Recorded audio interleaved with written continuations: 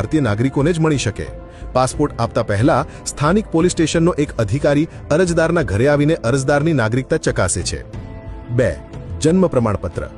નાગરિકતા અધિનિયમ 1955ની કલમ 3 મુજબ 26 જાન્યુઆરી 1950 થી લઈને 30 જૂન 1987 સુધીમાં ભારતમાં જન્મેલ વ્યક્તિ જન્મથી જ ભારતીય નાગરિક ગણાય છે। 1 જુલાઈ 1987 થી લઈને 2 ડિસેમ્બર 2004 સુધીમાં ભારતમાં જન્મેલ વ્યક્તિના માતા કે પિતા બેમાંથી ઓછામાં ઓછી એક વ્યક્તિ ભારતીય નાગરિક હોવી જોઈએ તો તે વ્યક્તિ ભારતીય નાગરિક ગણાય। 3 ડિસેમ્બર 2004 પછી જન્મેલી વ્યક્તિના માતા અને પિતા બંને ભારતીય નાગરિક હોવા જોઈએ અથવા જો બે પૈકી એક જ ભારતીય નાગરિક હોય તો બીજો ગેરકાયદે નાગરિક ન હોવો જોઈએ એટલે કે તેમણે કાયદાકીય રીતે ભારતનું નાગરિકત્વ લીધેલું હોવું જોઈએ। અને ત્રીજું નાગરિકતા પ્રમાણપત્ર।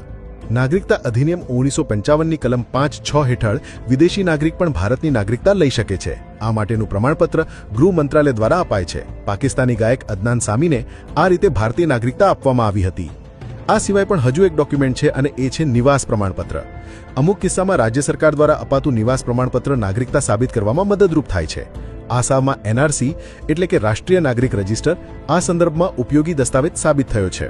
તો આશા રાખીએ કે આ વિડીયો જોયા પછી તમારા ભારતીય હોવાના માન્ય પુરાવાઓ વિશેની તમારી ગેરમાન્યતાઓ દૂર થઈ હશે।